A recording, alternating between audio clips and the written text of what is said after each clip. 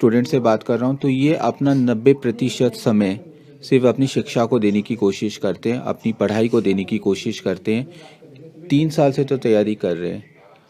3 साल से जब एक विद्यार्थी अपने परिवार से नहीं मिलता है, तो उस वक्त की परिस्थितियों को आप थोड़ा सा समझने की कोशिश करें। मैं कुछ और विद्यार्थियों के पास जाऊंगा, क्योंकि मैं दोनों विषयों पर बात कर रहा हूँ, इनकी तैयारियों पर भी और इनके भविष्य पर भी। तो मैं एक और विद्यार्थी के पास जाऊंगा।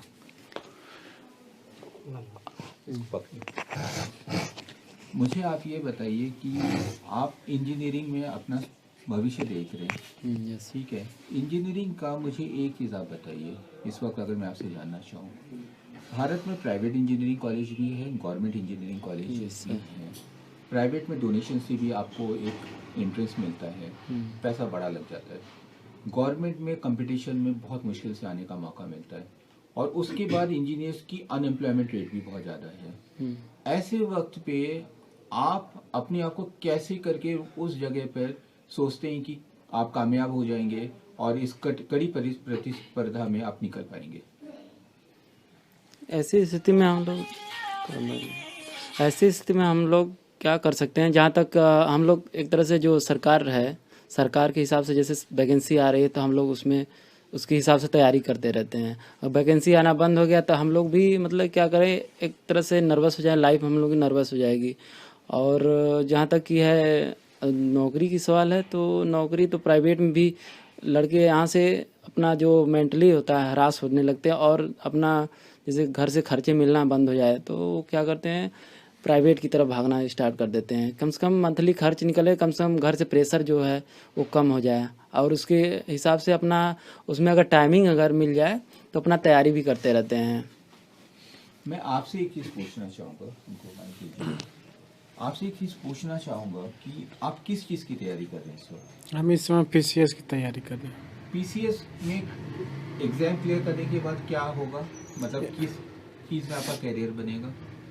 एग्जाम करने के बाद सर जो वैकेंसी में जैसे जो पद आएगा उसमें हो जाएगा। जैसे नाम बताइए, कौन से डिपार्टमेंट में, कौन से पोस्ट पर, क्या पद पर, क्या सैलरी पर आप नौकरी पाएंगे? नहीं, जैसे उसमें पद आता है, एसडीएम आता है, नायब तहसीलदार आता है, रजिस्ट्रार आता है, जैसे ये सब कुछ पद आते हैं। तो उसके बाद जो हम उसमें जब अगर परीक्षा देगा, प्री मेंस इंटरव्यू में अगर क्वालिफाई होते हैं तो उसके बाद वो हम जो मेरी योग्यता होती है उस हिसाब से हमें पद मिलेगा।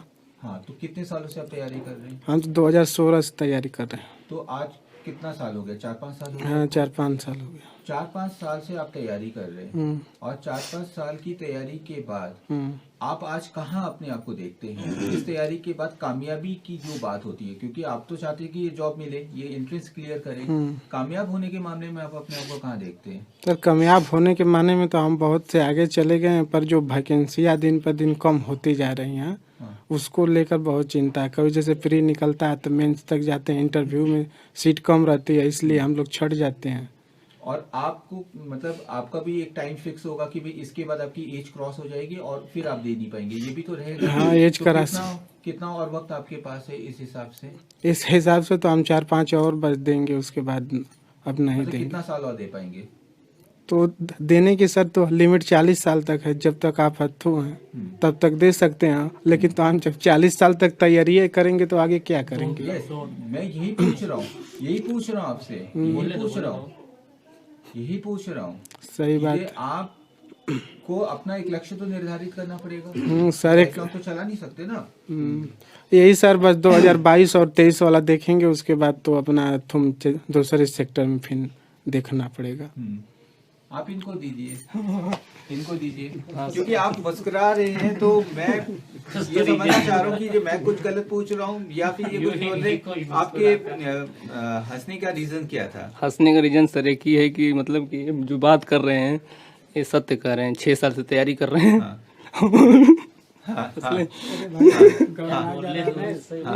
कहने का मेरा अर्थ है कि मैं कुछ गलत पूछ नहीं सर, आप बहुत सही पूछ रहे हैं।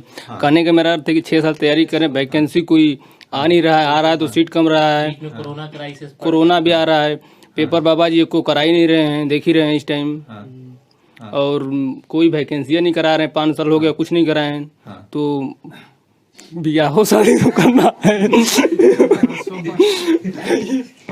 आपको जो मेरी जो ऑडियंस है, मैं उनको यही बोलना चाहता हूँ कि मन में बहुत दुख है, मन में बहुत दुख है, लेकिन उस दुख में भी ये एक जो आप मुस्कान देख रहे हैं ना, उसकी पीड़ा आपको समझना पड़ेगा। अगर आप इनकी पीड़ा नहीं समझेंगे तो ये व्यंग ही लगेगा आपको। मैं सही बोल रहा हूँ? हाँ, हमें उतना यूज़ करना चाहिए। एग्रीकल्चर जैसे लैंड है तो लैंड का हमें यूज़ उतना करना चाहिए कि एक लिमिट के बाद वो क्रॉस जब करेगी तो बेसिकली उसमें प्रॉब्लम क्रिएट होती है। बहुत सारे डिजीजेज, बहुत सारे प्रॉब्लम्स और क्रिएट होते हैं। जैसे एक बहुत बड़े क्या बोलते हैं पॉपुलरिस्ट हुए जिनका नाम था थॉमस रॉबर्ट माल्थस। तो माल्थस ने एक थ्योरी दी थी कि the theory an essay on the principles of the population नाम की एक बुक लिखी थी उन्होंने। तो उस बुक में उन्होंने बताया कि जो बेसिकली किसी भी कंट्री के, उन्होंने बहुत सारे कंट्री में जा करके घूम करके ये देखा, ये पाया, उन्होंने अपना कंक्लूजन ये दिया कि अगर जो पॉपुलेशन रेट होती है वो बेसिकली ज्योमेट्रिक मीन के अकॉर्डिंग ग्रो करती है, और जो बेसिकली आपकी फार्मिंग जो प्रोडक्टिविटी है वो एग्रीकल्चर जो प्रोडक्टिविटी है वो एक अर्थमेटिकल मीन के थ्रू ग्रो करती है। तो उन्होंने बाद में ये पाया कि चूँकि जो ग्रोइंग है एग्रीकल्चर की, यानी जो प्रोडक्टिविटी है वो चूँकि अर्थमेटिकल मीन में है और पॉपुलेशन ज्योमेट्रिक मीन है, तो ये भी एक इम्बैलेंस की सिचुएशन को क्रिएट करता है। इससे फूड क्राइसिस की सिचुएशन भी क्रिएट होती है। तो कुछ दूसरा जो स्कूल ऑफ थॉट्स है उन्होंने बोला कि जो पर कैपिटा इनकम इंक्रीज हो, ऐसा कुछ भी नहीं। लेकिन उनकी जो बेसिकली थ्योरी है आज कई मायनों में बहुत सारे, जैसे वाटर में जैसे water pollution, air pollution, environmental pollution, जो उसको बोलते हैं सेफ एयर, आज लोगों को नहीं मिल पाती। इससे बहुत सारी डिजीजेज भी स्प्रेड हो रही है चीज़ें। तो गवर्नमेंट को भी चाहिए और साथ में फार्मर्स को भी चाहिए, और गवर्नमेंट को भी एक पॉलिसी ये होना चाहिए कि जिनकी जो पॉपुलेशन के ऊपर जो पॉलिसी है वो भी आनी चाहिए, ताकि जो ये इम्बैलेंस की सिचुएशन है उसको ख़त्म किया जा सके।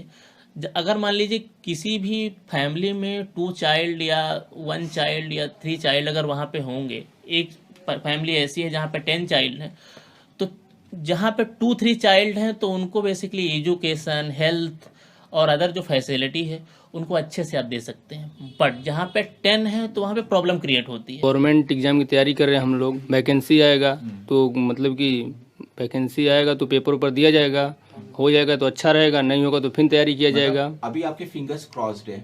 मैं अगर इन शॉर्ट अगर सम अप करना चाहूँ तो अभी आपके फिंगर क्रॉस्ड है गवर्नमेंट वैकेंसीज को लेकर। अभी आपके फिंगर्स हाँ बिल्कुल फिलहाल तो आ नहीं रहा है, कोरोना बढ़ रहा है तो मतलब पेपर ऊपर तो कराएंगे नहीं ये लोग, कोई चांस नहीं है इस समय जैसे बढ़ रहा है। हाँ, तो मैं अगर पूछूं, अब मैं इसको कंप्लीट करूंगा इस पूरे कन्वर्सेशंस को, सिक्योर है या अनसिक्योर है? हम लोग तो अनसिक्योर हैं क्योंकि वैकेंसी नहीं आ रहा है, तो क्या किया जाए? आप सर सिक्योर है या अनसिक्योर है? अनसिक्योर हैं। आप बोलिए कि आप सिक्योर है अनसिक्योर? हम भी अनसिक्योर हैं। आप बोलिए। हम भी अनसिक्योर हैं। आप बोलिए। अनसिक्योर बड़े भाई। अनसिक्योर है। मेरे इस पूरे इंटरव्यू सेशन में मैं हर क्षेत्र के विद्यार्थियों से बात कर रहा हूँ। एक भी विद्यार्थी ने मुझे ये नहीं बोला कि वो सिक्योर हैं, सब बोल रहे हैं कि हम अनसिक्योर हैं।